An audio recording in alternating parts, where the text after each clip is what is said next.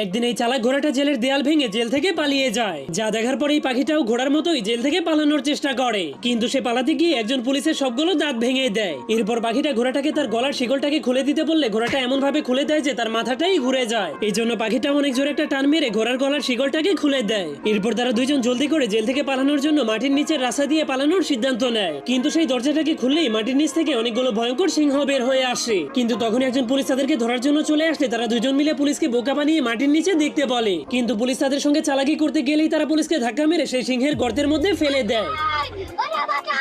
এরপর ঘোড়াটা দেয়ালের উপর দিয়ে পালানোর জন্য রশি পেয়ে উপরে উঠতে শুরু করে দেয়, কিন্তু সেটা একটা ঘন্টার রশি হওয়ার কারণে পুলিশেরা ঘন্টার শব্দ শুনে আবারও তাদেরকে ধরার জন্য চলে আসে। এরপর ঘোড়াটা ঘন্টাটাকে পিছনে ফেলে দিলেই ঘন্টাটা পুলিশের গায়ের উপরে গিয়ে পড়ে যায়। এই জন্য পুলিশ সোজা গিয়ে পানির মধ্যে পড়ে যায়।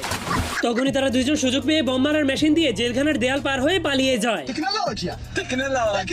এই জন্য পুলিশও তাদেরকে ধরার